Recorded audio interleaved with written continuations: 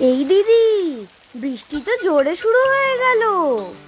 এখন তাহলে ঘর চল, মা কিন্তু আজ খুব বকবে। কিচ্ছু হবে না, বাবা বলেছে এই বর্ষাকালে বৃষ্টি কখনো একটু বেশি হবে, কখনো কম। তুই কচু পাতাটা ঠিক করে ধর। ধরে আছি তো, এরপরে হাত চুলকবে না তো?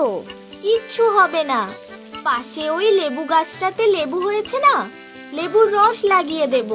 ওই দেখ দিদি, একটা বড় মাছ মনে হচ্ছে। কোথায়? ওই তো শাপলা গাছটার পাশে, ওই যে ফুলটা আছে। ওটা ওটা মাছ না রে, একটা সাপ। সাপ? ওরে দিদি, বাড়ি চল, আমার ভয় করছে। ওটা জল সাপ, ঢেড়া, কিচ্ছু করবে না। অনেকক্ষণ থেকেই এদিকে ঘুরছে। তোর কিছুতেই ভয় লাগে না। মা ঠিকই বলে, গেছো মেয়ে, আজ কিন্তু খুব বকা খেতে হবে রে। দাঁড়া, একটা শিঙি মাছ পেলেই চলে যাব। ডাক্তারবাবু বাবাকে বলেছে না জিওল মাছের ঝোল খেতে। বাবা কবে ভালো হবে রে দিদি? কি জানি, মাকে জিজ্ঞেস করলে তো শুধু কাঁদে। বাবা আমাদের ছেড়ে চলে যাবে না তো দিদি? ধুর বোকা, ওসব কথা বলতে নেই। আমি দেখবি একদিন শহরে কোনো বড় ডাক্তারবাবুর কাছে চলে যাব। হ্যাঁ, মা তো বলছিল সেদিন, গ্রামের এই ডাক্তারবাবু নাকি সত্যিকারের ডাক্তারবাবু নন, এমনি ওষুধ দেয়।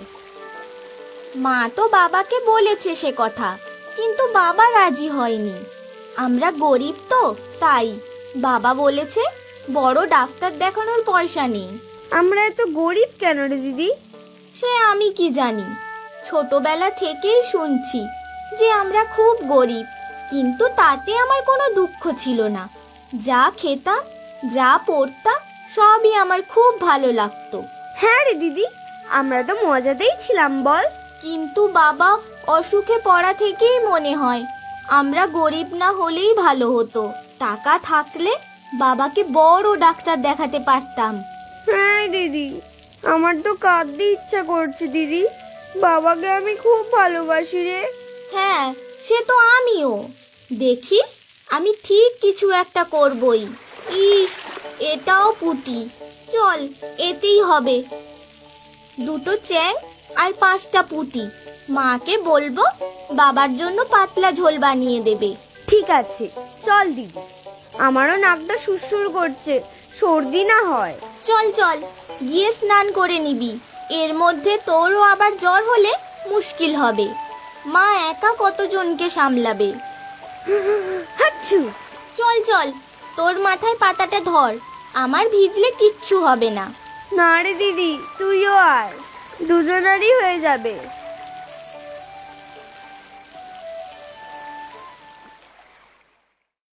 কি গো, আজকে ভালো লাগছে একটু? আর ভালো ভালো আর আমি হব না, বুঝলে মাধবী, ভালো আর হব না। মাঝখান থেকে আমার জন্য খরচ করতে গিয়ে সংসারটাই ভেসে যাবে গো। আবার তুমি এসব কথা বলছো? আমার কিন্তু আর ভালো লাগে না, যেদিকে দু চোখ যায় চলে যাব। সেটা হলেই বুঝি ভালো হতো গো, কিন্তু জানি এই সংসার ছেড়ে তুমি কোথাও যেতে পারবে না, মরেও যেতে পারবে না। মেয়ে দুটি যে তোমার প্রাণ। আর তোমার প্রাণ নয়? বিনি আর মিনিকে তুমি কি আমার থেকে কম ভালোবাসো? বাবা বলতে অজ্ঞান মেয়ে দুটো। সে তো জানি, তাই তো বুক ফেটে যায় গো। একটা অপদার্থ বাবা আমি, ওদের জন্য কিছুই করতে পারলাম না। ওদের যখন এত ভালোবাসো, তখন ওদের ছেড়ে তুমি যেতে পারবে? সে কি আর আমার হাতে গো? চলে যাওয়ার সময় এলে কি তোমরা মায়ার বাঁধনে আটকে রাখতে পারবে আমায়? প্রাণ পাখি ঠিক উড়ে যাবে। সত্যি তোমাকে নিয়ে আর পারি না। সুস্থ হওয়ার ইচ্ছে তো তোমার নেই। যার মন থেকেই বাঁচার ইচ্ছে চলে যায়, তাকে ভালো করে তুলবে কে বলো তো? শোনো, এই গ্রামের কবিরাজের ওষুধ কোনো কাজে লাগছে না। এতদিন ধরে তো শুধু ওষুধ দিয়েই যাচ্ছেন, তার তো কোনো ফলই হচ্ছে না। না না, হতেই হবে আমার, যা আছে কপালে। তুমি আর একটাও পয়সা খরচ করবে না আমার চিকিৎসার পেছনে। কেন বুঝতে পারছো না তুমি? তোমার ভালো হয়ে ওঠাটা আমাদের জন্য কতটা প্রয়োজন। মা, ও মা, কিরে, কোথায় ঘুরে বেড়াচ্ছিস এই বৃষ্টির মধ্যে? তোরা কি আমাকে একটু শান্তিতে থাকতে দিবি না? বাবার জন্য মাছ এনেছি মা।